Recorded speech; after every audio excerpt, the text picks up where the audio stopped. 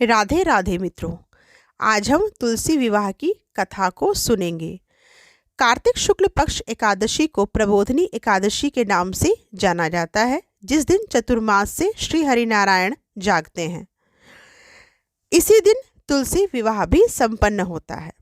कहा जाता है कि जब समुद्र मंथन के समय माता लक्ष्मी का आगमन हुआ तो उनका भाई जलंधर भी आया। जलंधर दुष्ट प्रकृति का था। वह मां पार्वती के सौंदर्य पर मुग्ध होकर उन्हें अपनी पत्नी बनाना चाहता था।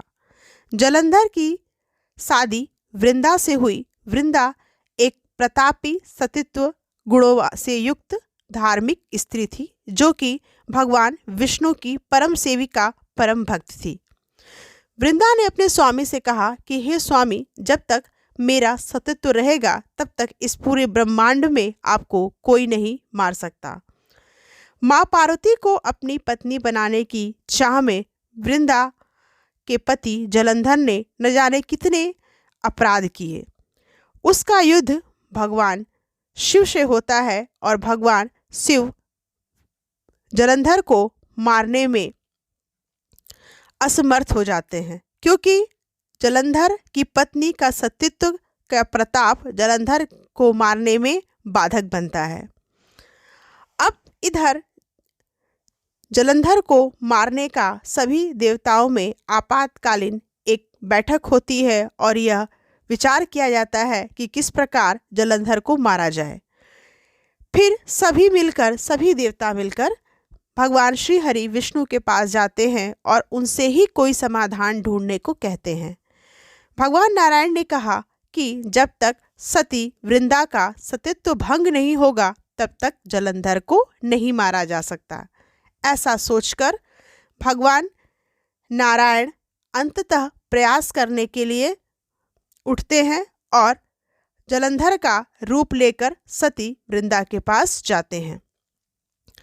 वृंदा अपने पति को न पहचान कर भगवान विष्णु को जलंधर के रूप में ही अपना पति मान बैठती है और उधर जो कि जलंधर भगवान शिव से युद्ध कर रहा होता है।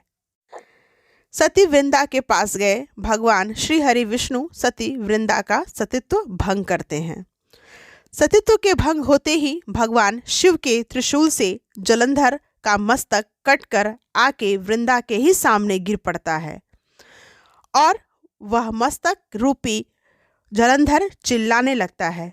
तभी वृंदा अचंभित होके नारायण की ओर देखती है और कहती है, आप अपने वास्तविक रूप में आइए, अर्थात मैं आपको भस्म कर दूंगी। भगवान नारायण अपने वास्तविक रूप में आते हैं। अपने पति का मस्तक लेके सती वृंदा विह्वल होके रोने लगती है कि हाय मेरे स्वामी, ये मुझसे क्या हो गया। अपने जिस सतीत्व के बल पर मैं समझती थी कि आपको कोई नहीं मार सकता, आज वही सतीत्व आपकी मृत्यु का कारण हो गया।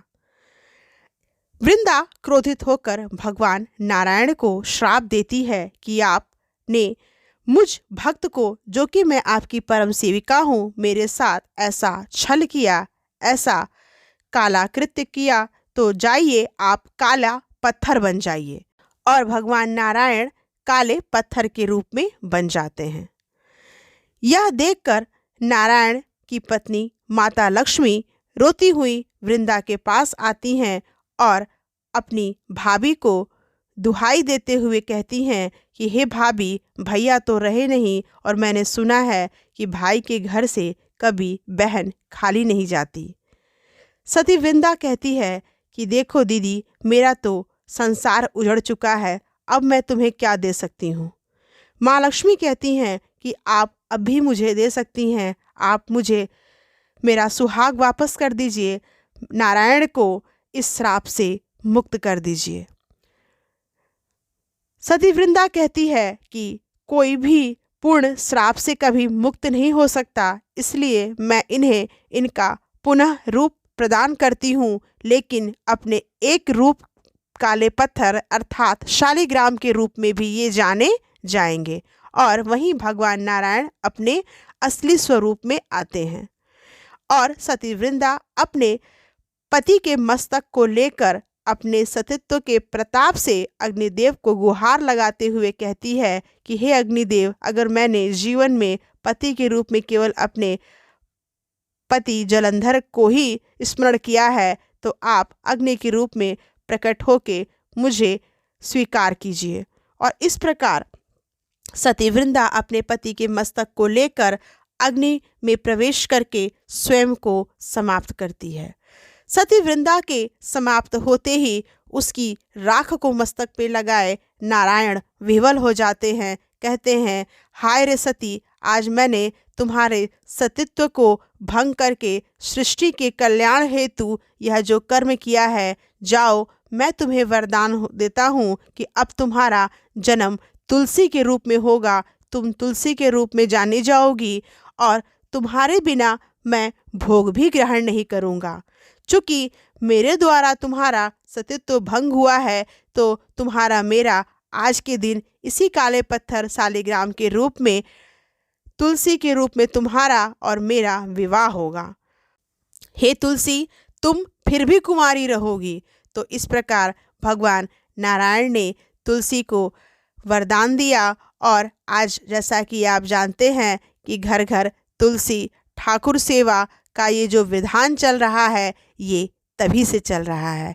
तो मित्रों, यह कथा तुलसी विवाह की थी। हम सभी लोग जैसे एक बेटी का विवाह करते हैं, उसी प्रकार संपूर्ण विधि से तुलसी विवाह एकादशी के दिन अपने घर में करते हैं। तो यह कहानी आपको कैसी लगी कमेंट करके ज़रूर बताएं। और अगर आप मेरे चैनल पर नए हैं तो चैनल को सब्सक्राइब करके वीडियो को लाइक करें। राधे राधे मित्रों।